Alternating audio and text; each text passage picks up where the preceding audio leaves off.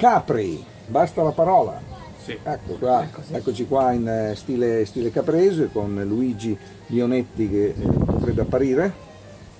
Eccolo Potrebbe qua. apparire qua. No, non so se si vede, forse si deve alzare perché siamo qui al bar con tanto di barman che non ha però la firma. Daniele Chirico. Ecco, Daniele Chirico, e quindi questa è parte del team del Punta Tragara.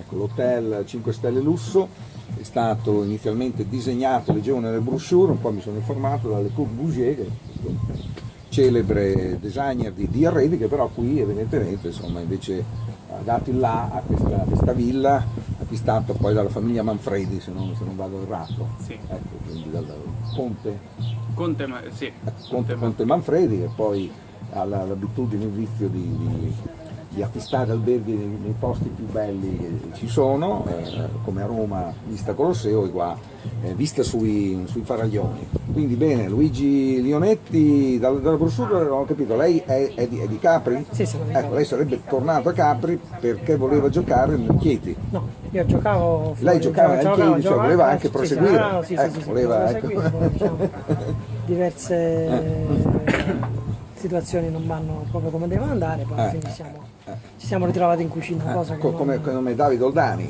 ecco, lui ha avuto un incidente, penso. lo sapevo questa cosa. Ecco, lui è stato un calciatore, ma forse anche Gordon Ramsay, se andiamo a vedere. Sì, ci ci sta sono dei qualcuno calciatori mancati, non si sa cosa sarebbe stato meglio. Bene, tanto. Comunque sono due passioni, questa qua è Bene, fortissima. bene. Per il mondo culinario sarebbe stata una perdita, una grande perdita per noi, quindi è meglio così. Ah, bene. E quindi cosa possiamo dire della sua cucina, come nasce artisticamente, se possiamo usare questo termine? Diciamo che siamo qui all'ombra delle Corbusier.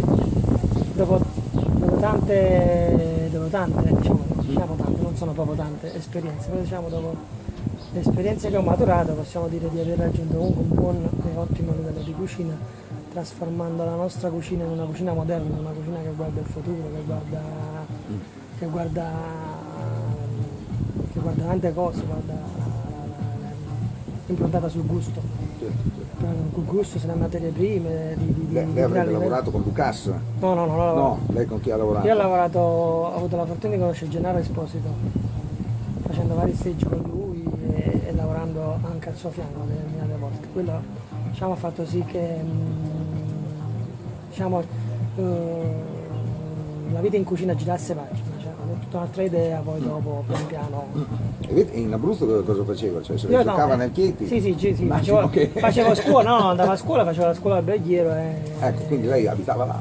Sì, abitavo lì, ero di un Capri. convitto, facevo scuola lì, devo dire che poi anche con l'esperienza lì, anche con tutto che comunque avevo 16 anni, già avendo fatto una scuola lì, ho capito realmente l'importanza di questo lavoro, perché là veramente la scuola era improntata in una maniera diversa, dove veramente si poteva interagire in cucina dalla mattina alla sera, poi pian piano maturi esperienze.